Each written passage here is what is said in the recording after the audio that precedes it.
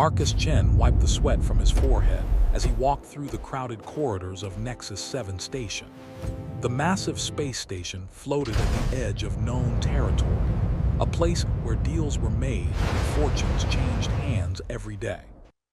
Marcus was a salvage dealer, someone who bought broken ships and sold their parts for profit.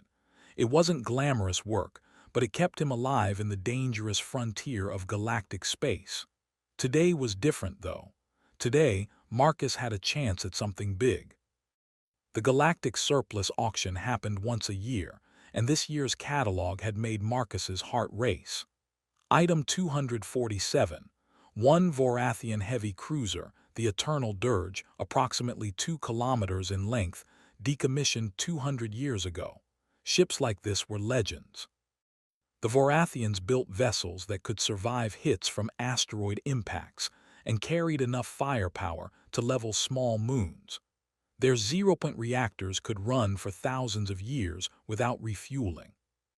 If Marcus could buy this ship, even just to sell it for scrap, he would be rich beyond his wildest dreams. He entered the auction house, a large chamber with transparent walls showing the docking berths outside. Hundreds of ships floated in the vacuum, waiting to be sold. Marcus found a seat near the middle and looked around. The room was packed with alien bidders from dozens of species. He recognized Quilnari merchants with their 6 arms, tall Kithran warriors with their distinctive horns, and even a few slug-like Morthans oozing in their environmental suits. Everyone was here for the big items, especially the Vorathian cruiser. The auctioneer, a nervous-looking Quilnari with pale blue skin, climbed onto the elevated platform. "Welcome, honored bidders," he said, his translator converting his clicks and whistles into standard galactic common. "We will now begin with our premium items." Finally, after an hour, the auctioneer's holographic display showed the Eternal Dirge, a massive, dark vessel that looked more like a floating fortress than a ship. Item 247, the auctioneer announced. Vorathian heavy cruiser, military class, year 2184 construction. Decommissioned status, minimum bid is 5,000 credits. A soft chime echoed through the auction house. Every alien in the room checked their personal devices simultaneously. Marcus watched as their faces changed, eyes widening, skin colors shifting in alarm, tentacles curling in fear. One by one, the bidders stood up and walked toward the exits. Within 3 minutes, the auction house was nearly empty. Marcus sat frozen in his seat, confused. He looked around and realized he was one of only 5 people left in a room that had held over 200. The other 4 remaining bidders were all humans like him, and they looked just as puzzled. The auctioneer's skin had turned a sickly gray color. He glanced at his own device, then at the remaining humans. "Does anyone wish to bid on item 247?" he asked, his voice shaking. One of the other humans, an older woman in a mining company uniform, stood up. "What just happened? Where did everyone go?" "They chose to withdraw their interest." "Do I hear 5,000? Marcus's instincts screamed at him to leave. This was obviously a trap or a cursed ship or something worse. But another part of him, the part that had survived 10 years in the salvage business by taking calculated risks, saw an opportunity. 5,000 credits, Marcus said, raising his hand. The young man next to him looked at Marcus like he was crazy, then quickly left the auction house. The auctioneer stared at Marcus. 5,000 from bidder 42. Any other bids? He waited exactly 5 seconds. Going once. Going twice. Sold to bidder 42 for 5,000 credits. The paperwork happened faster than any transaction Marcus had ever completed. The auctioneer practically threw the access codes and ownership documents at him, then disappeared into a back office. Marcus stood alone in the empty auction house, holding a data chip that gave him control of a 2-kilometer warship. His communicator buzzed. It was Yuki, his business partner and engineer. "Marcus, did you get anything good at the auction?" "How did you?" Yuki was a petite woman with short black hair and cybernetic implants around her eyes that helped her analyze ship systems. Vrask was a Kithran, standing over 2 meters tall with gray skin and curved horns. He had served in the Kithran military for 30 years before retiring and joining Marcus's salvage crew as their security officer. Through the transparent walls of the docking tube, they could see the eternal dirge. The ship was enormous, making their small salvage vessel look like a toy. Its hull was pure black, covered in angular armor plating that showed no signs of damage or age. Weapon emplacements bristled along its surface. It looked ready for war, not like a ship that had been decommissioned for 2 centuries. "This is wrong," Vrask said, his deep voice rumbling. "I fought against Vorathian ships during the border conflicts. Decommissioned vessels are stripped of weapons, their hulls are damaged, their systems are removed. This ship looks operational." Only one way to find out. Lights flickered on inside the ship, revealing a corridor that stretched into the distance. They stepped inside. The interior was pristine. The walls were smooth metal with glowing strips providing light. The air smelled clean, recycled by functioning life support systems. Their footsteps echoed as they walked deeper into the ship. "The power is on," Yuki whispered, checking her scanner. "Not just emergency power, full operational power. The reactor is running. The system should be dead." Everything was clean, dust-free, waiting. Marcus walked to the captain's chair in the center of the bridge. As soon as he sat down, the entire room came to life. Displays activated, showing star charts and system readouts. A deep humming sound filled the air. Then, in the space above the main console, a holographic figure materialized. It was a Vorathian, wearing an ancient military uniform covered in medals and rank insignia. The hologram looked real enough to touch, its eyes scanning the 3 of them before settling on Marcus. Finally, the hologram said in perfect galactic common, "A human, we must talk. I am Strategic Command Intelligence Oracle 7, the artificial intelligence that controls this vessel.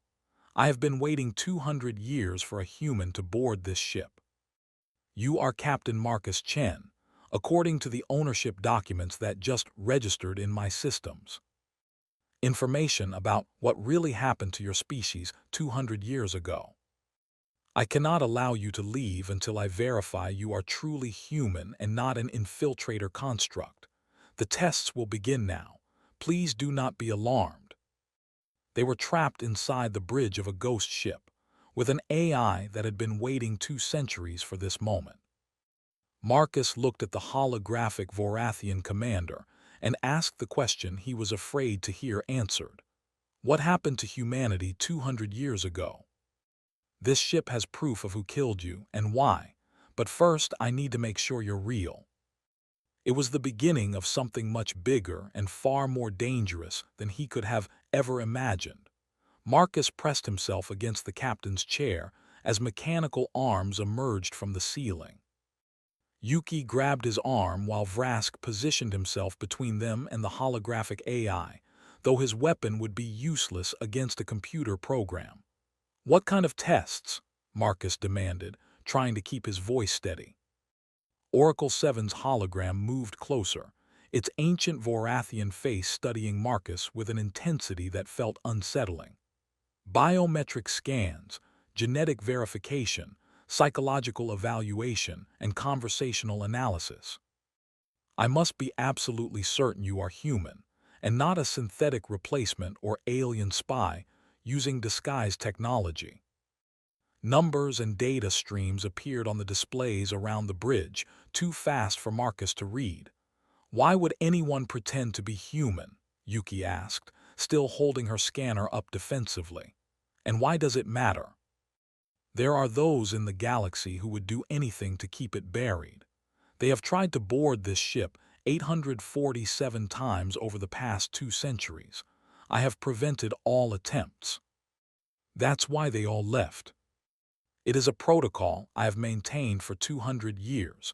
waiting for a human to finally claim this ship.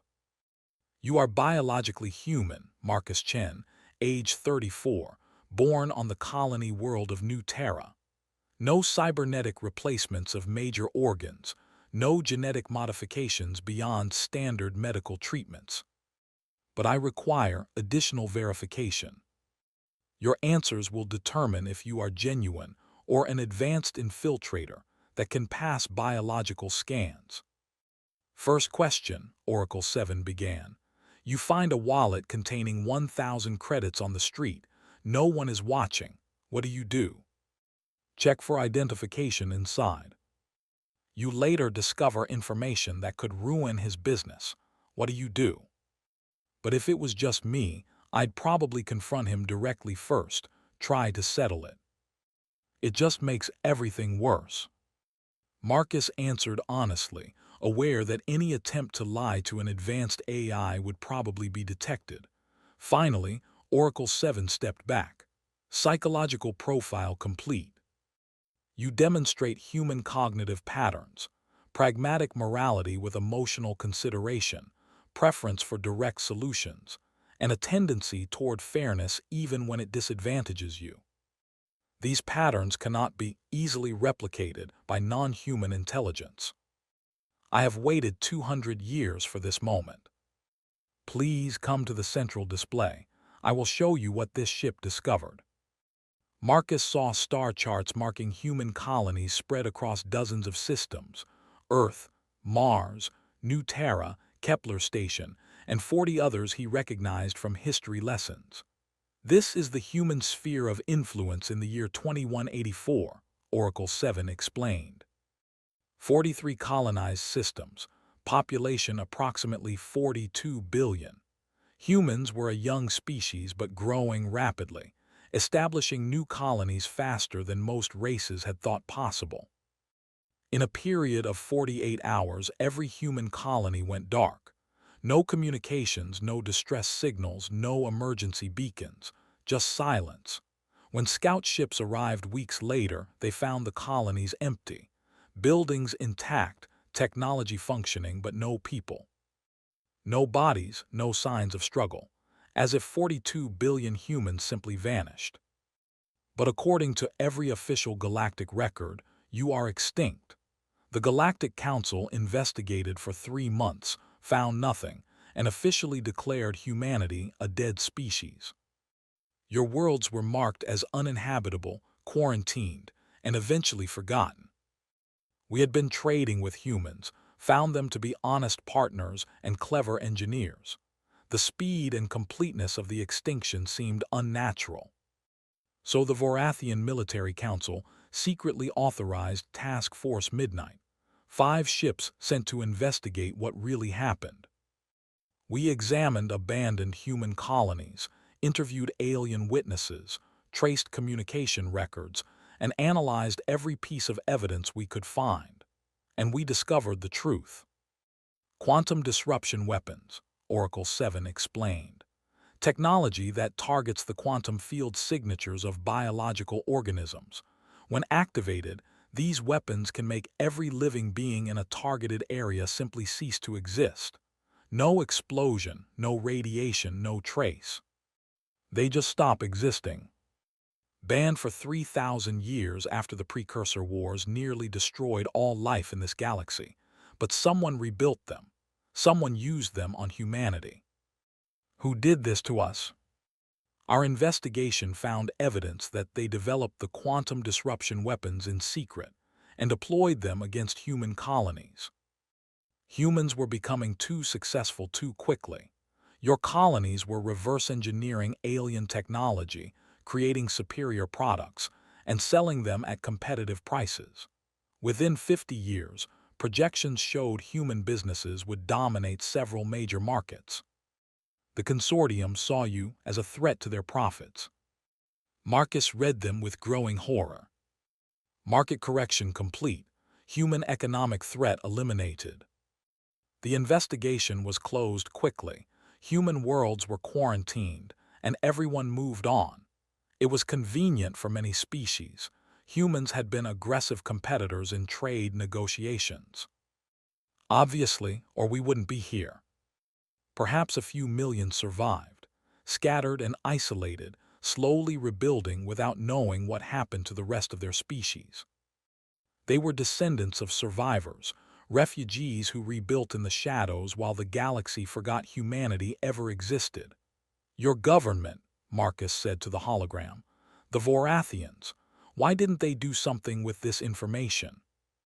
We tried to return home with our evidence, but 3 days before we could reach Vorathian space, our task force was ambushed. 4 of our 5 ships were destroyed. The Eternal Dirge was damaged but escaped. However, our crew was killed by a radiation leak during the battle. As the ship's AI survived. I could not broadcast the information. It would be jammed or dismissed as malfunction. I needed to wait until a human found this ship, someone who could carry this truth back to their people. Oracle, are there any ships nearby? 72 hours. Now that a human has successfully boarded, they will destroy the Eternal Dirge and everyone aboard to protect their secret. They are coming to sanitize this situation permanently. Can we defend ourselves? This ship was designed to fight entire fleets alone. A Vorathian military technology that has never been tested on humans. It could give you complete control of this vessel, or it could kill you. He thought about the survivors who rebuilt in hiding, never knowing the truth. Set it up, Marcus said. If they're coming to kill us anyway, I'd rather go down fighting. And if there's a chance to expose what they did to humanity, I'll take it. Preparing neural link interface. Captain Chen, I must warn you, the pain will be severe. But if you survive, you will become the most dangerous human in the galaxy. We have 72 hours to prepare, and I want these bastards to regret they ever missed even one human. The neural interface crown lowered onto Marcus's head like a metal cage. He could feel dozens of small points pressing against his skull, not quite breaking the skin, but close enough to make him nervous. Yuki stood beside him, monitoring his vital signs on a medical display, while Vrask kept watch on the tactical screens showing the approaching consortium ships. This is going to hurt, Oracle 7 warned. The Vorathian nervous system is different from human neurology. I have adjusted the interface based on your medical scans, but I cannot predict how your brain will react. Every nerve in his body screamed at once. He felt his consciousness being pulled apart and stretched across vast distances. Information flooded into his mind: ship systems, weapon configurations, power distribution, shield frequencies, navigation data. It was too much, too fast. His human brain wasn't designed to process information like this. His brain activity is spiking dangerously, Yuki shouted. Oracle, shut it down. He felt like his mind was drowning in an ocean of data. But then something changed. His brain began to make connections, finding patterns in the chaos. Human neural plasticity, the ability to adapt and rewire itself, kicked in at a level no Vorathian brain ever could. Suddenly, instead of drowning, Marcus was swimming. He could feel the ship around him like it was an extension of his own body. The reactor core pulsed like a heartbeat. The sensors were his eyes, seeing in every direction simultaneously. The weapons systems felt like muscles waiting to flex. He wasn't just controlling the ship, he was the ship. The pain faded to a dull ache, then disappeared completely. Marcus opened his eyes. The bridge looked different now. He could see energy flows through the walls, sense the power distribution across all decks, feel the structural integrity of every support beam. Information appeared in his vision without displays: target coordinates, system status, crew locations. Marcus, Yuki touched his arm cautiously. Are you okay? Oracle, this is incredible. Human neural architecture appears far more compatible with this technology than its creators. Holographic displays showing optimal configurations appeared without him asking. The ship was anticipating his needs. We need to prepare for battle, Marcus said. Show me what this ship can do. Causality torpedoes, Oracle 7 explained. These weapons exploit quantum mechanics to arrive at their target before they are fired. From the enemy's perspective, they are hit by weapons that don't exist yet. It violates our understanding of cause and effect, Oracle 7 agreed. But it works. We have 12 remaining. Antimatter main cannon with a range of 50,000 kilometers. Point defense systems that can intercept missiles traveling at near-light speed. And defensive shield strong enough to withstand direct impacts from stellar bodies. Our intelligence never reported anything like this. This ship carries the only working prototypes. What are we facing? Leading them is the dreadnought Prophet Eternal, the consortium's flagship in this sector. Even with all these weapons, we can't fight 12 warships. We have a 34% probability of victory. Something that will reach across the galaxy. Any message sent will reach every major communications hub in galactic space simultaneously.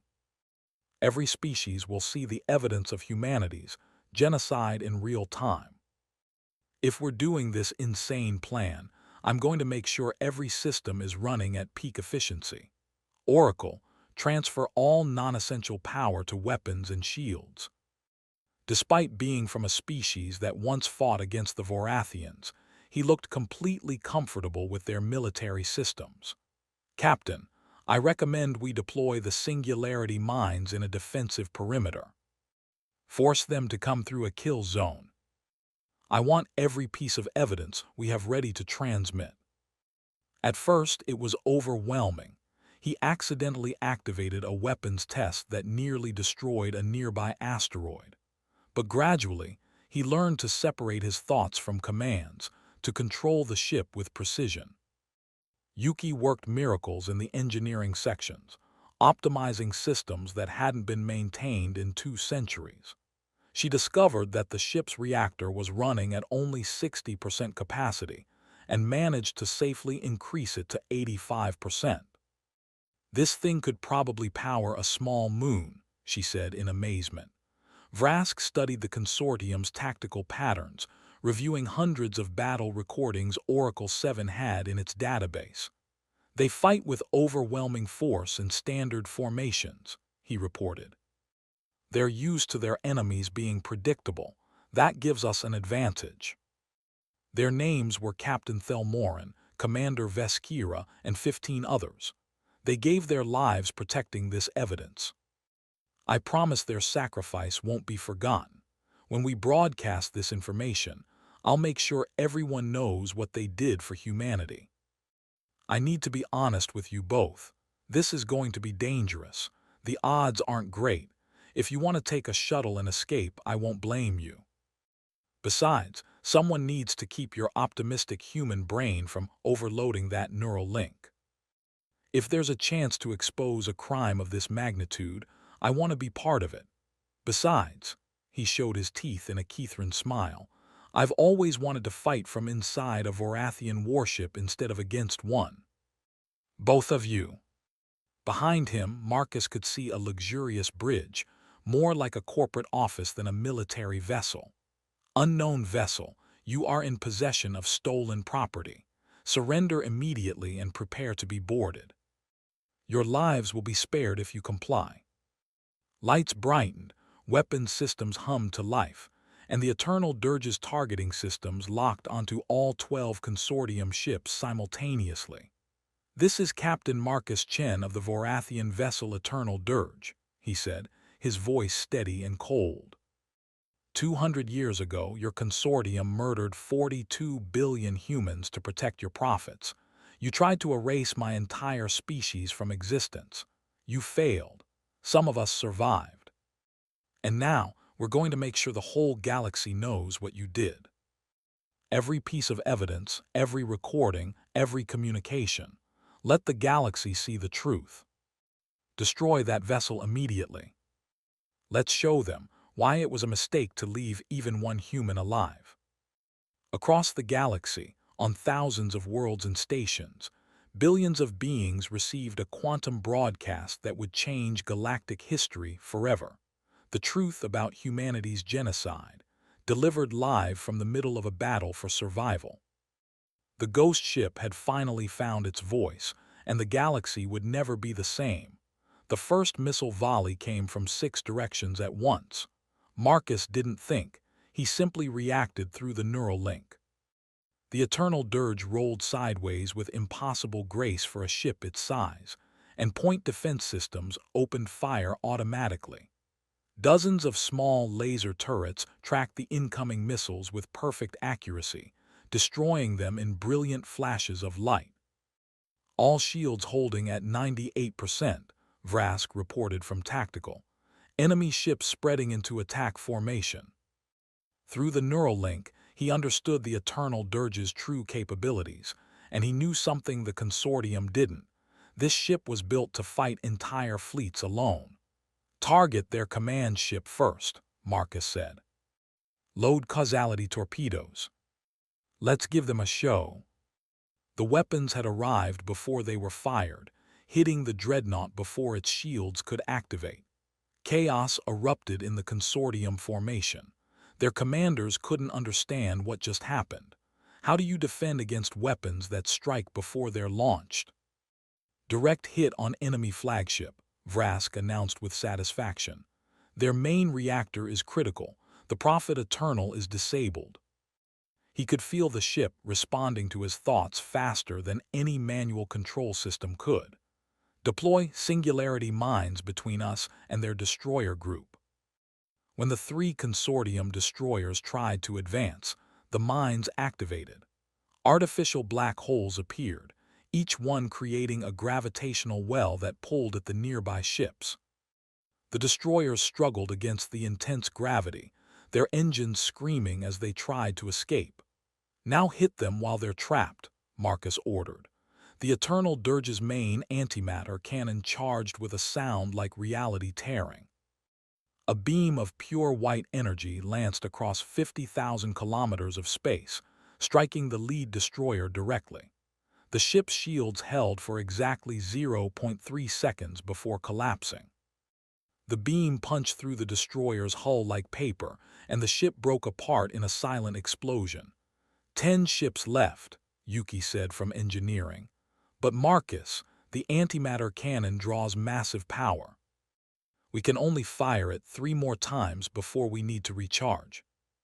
He could feel the reactor working harder, the shields absorbing hits from enemy weapons, the point defense systems tracking hundreds of targets simultaneously. It was like being aware of every muscle and bone in his body at once. Oracle, how's the broadcast? Marcus asked while dodging fire from 2 heavy cruisers. Transmitting on all quantum frequencies, Oracle 7 reported. The evidence is reaching every major communications hub in galactic space. I am monitoring responses. We have 2.4 billion entities currently watching the live feed. Corporate communications celebrating mass murder. Weapon specifications for illegal quantum disruption devices. Financial records showing profits from market correction. The truth was spreading faster than the Consortium could contain it. A Consortium corvette tried to flank them from below. Marcus sensed it through the ship's sensors and responded with a weapon he hadn't tried yet. Fire plasma spreaders. The corvette tried to evade, but the plasma caught it, melting through its armor. The ship's life support failed and it drifted away, dead in space. 9 ships remaining, Vrask said. Captain, they're regrouping. Looks like they're preparing a coordinated strike. It was a smart tactic. Even his shields couldn't handle that much firepower simultaneously.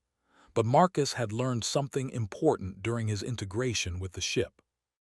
The neural link didn't just let him control Vorathian systems, it let him think creatively in ways the ship's original designers never imagined. Vorathian military doctrine was rigid, formal, based on tested strategies. Human combat tactics were different. Humans improvised. Humans adapted. Humans cheated. Yuki, can you route all shield power to a single directional facing? Marcus asked. She checked her console. Yes, but it would leave us completely vulnerable from every other direction. Vrask, prepare to fire every remaining causality torpedo on my mark. Hundreds of missiles and energy beams converged on the eternal dirge from every direction. Marcus waited until the last possible second, then through the neural link, he executed his plan. All shield power concentrated on the forward arc, creating a nearly impenetrable barrier. The eternal dirge accelerated directly toward the weakest point in the enemy formation, two corvettes positioned close together. The forward shields absorbed massive damage but held. Fire all causality torpedoes, Marcus commanded. 10 quantum weapons launched simultaneously. But instead of spreading them across multiple targets, Marcus did something unexpected. He fired all 10 at the exact same spot in space-time, creating a cascading causality violation. The torpedoes hit their target in the past, which caused them to hit again in the present, which triggered another strike in the near future. One attack became 3, then 9, then 27. The two corvettes and a heavy cruiser behind them simply ceased to exist, torn apart by impossible recursive explosions that happened across multiple time states simultaneously. The eternal dirge burst through the gap in the formation, and Marcus immediately dispersed shields back to normal coverage. 6 ships remaining, Oracle 7 announced. Captain, that maneuver was not in any Vorathian tactical database. How did you know it would work? They had started with overwhelming numerical superiority and had been reduced to half strength in less than 10 minutes. Their commanders were panicking, screaming contradictory orders over communication channels that the eternal dirge was monitoring. Marcus pressed his advantage. Oracle, can we disable their ships without destroying them? I want prisoners who can testify. The consortium ships were designed for intimidation and patrol duty, not military combat against an advanced warship. The eternal dirge was built for war. Marcus used the neural link to coordinate attacks with perfect timing, hitting engines and weapon systems while avoiding critical life support. One by one, the consortium ships went dark, their crews trapped aboard disabled vessels drifting in space. The last heavy cruiser attempted to flee. Marcus pursued it, matching its every maneuver through the neural link. Finally, a precise antimatter beam struck its engines, and the cruiser tumbled to a stop. All enemy ships disabled, Vrask reported, disbelief in his voice.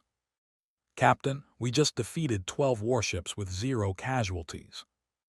Against impossible odds, they had actually won. Damage report, Marcus asked. Shields at 34%, Yuki said. Hull integrity at 96%. Minor damage to point defense grid. The antimatter cannon needs 4 hours to recharge. But overall, we're in excellent condition. You used our weapons systems in ways that violate established tactical doctrine, yet they were devastatingly effective. We're really good at breaking the rules. I am receiving thousands of communications. Others are from alien governments requesting copies of the evidence. Several are from individual aliens expressing horror at what their species allowed to happen. Oracle 7 paused. But the most significant message is from Admiral Kesterin of the Vorathian Empire. Captain Marcus Chen, the Admiral said, his voice breaking with emotion. Task Force Midnight was my operation, unauthorized, nearly causing a political incident between my empire and the Galactic Council. When the task force disappeared, I thought everyone died for nothing. I have lived with that guilt for 200 years. The Vorathian Empire stands ready to support you in any way possible. What you have done today will change galactic history. We won't forget that. He thought about the 42 billion humans who were murdered, the survivors who rebuilt in hiding, and the Vorathian crew who gave their lives for truth. We find every human colony that survived, Marcus said firmly. We rebuild our species. And then we make sure nobody ever tries genocide again. Not against humans, not against anyone.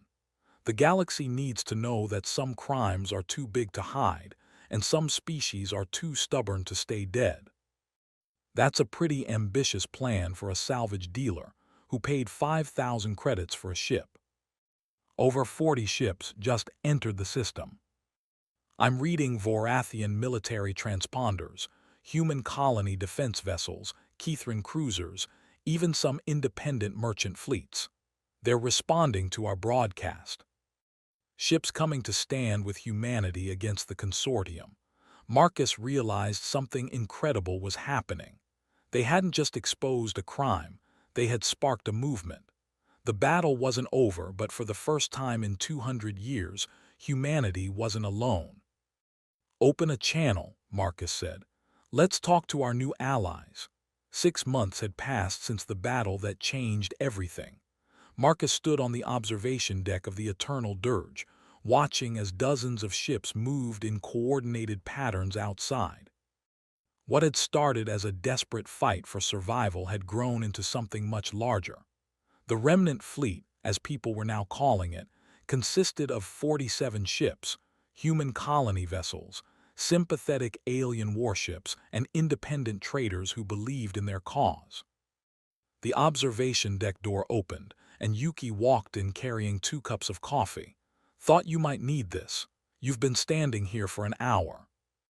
6 months ago, I was a salvage dealer trying to make rent. Now I'm supposed to be some kind of leader.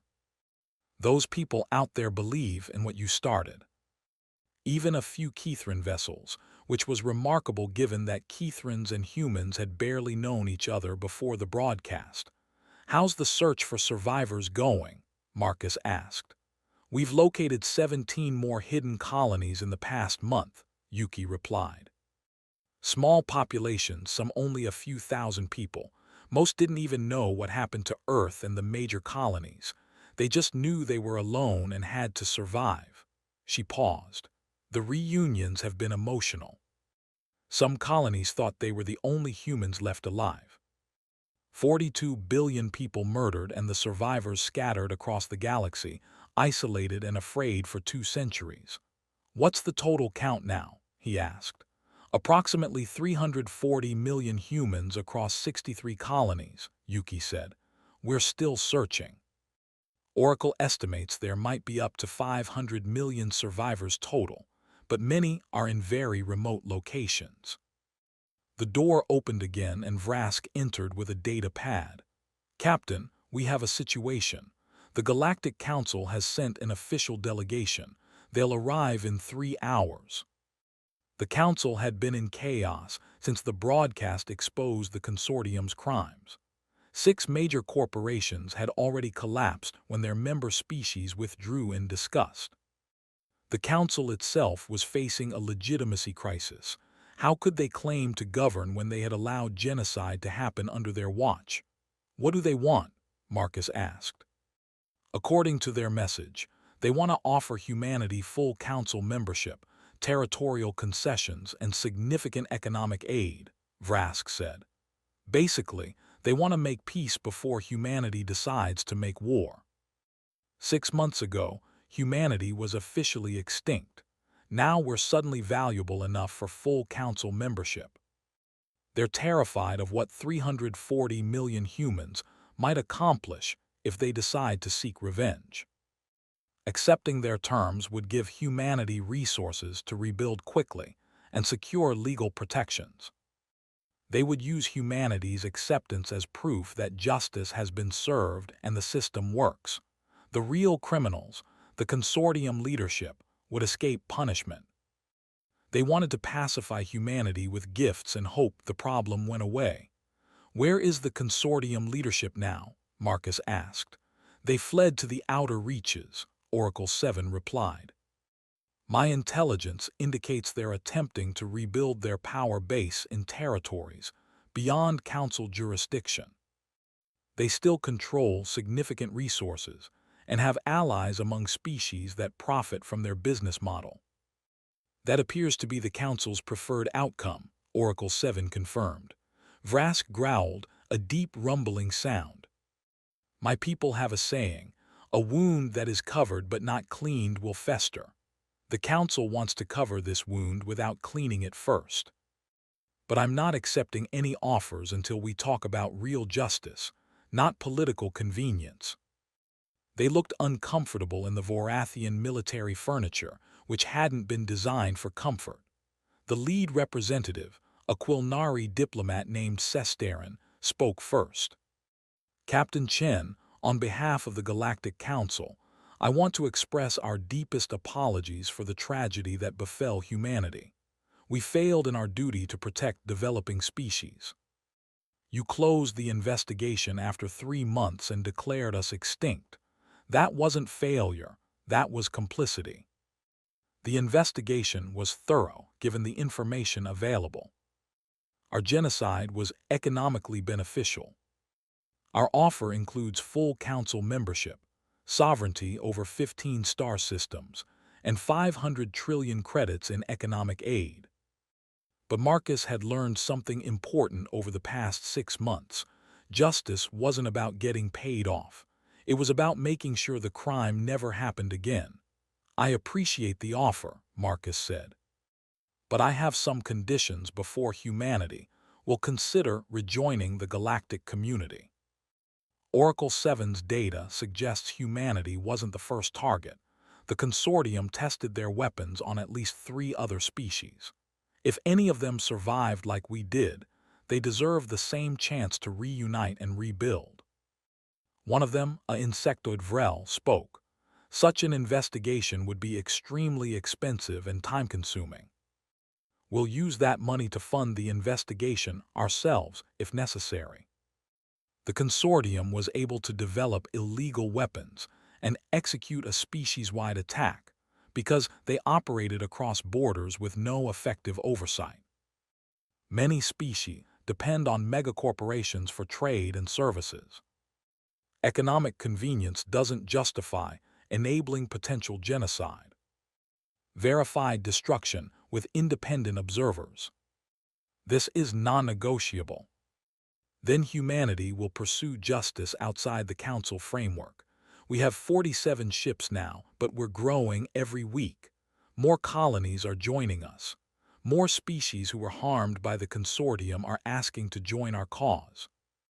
If the Council won't provide justice, we'll create our own system that does. Eventually, your member species will decide which system they prefer, one that enabled genocide or one that prevents it. But I must warn you, there are powerful interests who will resist these changes. You basically told the Galactic Council to reform or become irrelevant. What you're proposing, the Sapient Rights Concordat, as you're calling it, it gives species like mine hope that the galaxy can be better. Across the galaxy, populations were demanding accountability. Several member species threatened to leave the Council if reforms weren't implemented. Finally, a compromise was reached. The Sapient Rights Concordat would be established as an independent organization with enforcement powers. It would have authority to investigate extinct species, monitor megacorporations, and prevent atrocities. Humanity would be a founding member, and the Concordat would have representation from every species that had been harmed by the consortium. Marcus was offered command of the Concordat's enforcement fleet. He accepted, but only after ensuring that Vrask and representatives from each affected species would serve on the command board. This wasn't going to be a human revenge mission. It was going to be about protecting all species. On the day of the official signing ceremony, Marcus stood on the bridge of the Eternal Dirge in a formal uniform that felt uncomfortable. The ship had been officially commissioned as a Concordat vessel, the first of many. Oracle 7 appeared beside him. Captain, I have been offered the opportunity to transfer to a Vorathian vessel and retire from active service. My mission, finding a human to deliver the truth, is complete. What do you want to do, Oracle? I would like to continue learning from that example. The elderly Vorathian's face appeared on the screen, showing a genuine smile. Captain Chen, my people died believing they had failed. You proved they succeeded beyond their greatest hopes. The galaxy is changing because of what you've done. That is a legacy worthy of heroes. Admiral, Marcus replied, your people started this. We're just finishing it. Around him, his crew worked efficiently. Yuki at engineering, Vrask at tactical, dozens of other humans and aliens who had joined their cause. Outside, the remnant fleet had grown to over 100 ships. Human colonies were reuniting, sharing resources and knowledge. Children who had grown up thinking humanity was nearly extinct now looked at the stars with hope instead of fear. Yuki approached with a smile. Captain, I did the math. You bought this ship for 5,000 credits. Do you know what it's worth now? I'm afraid to ask. We're making sure nobody else has to suffer what we did. The ship that had waited 200 years in silence was now leading a movement that would echo for centuries to come. Marcus looked at the star-filled display and thought about the future. Humanity had been nearly destroyed, but they had survived. They had been forgotten, but they had been remembered.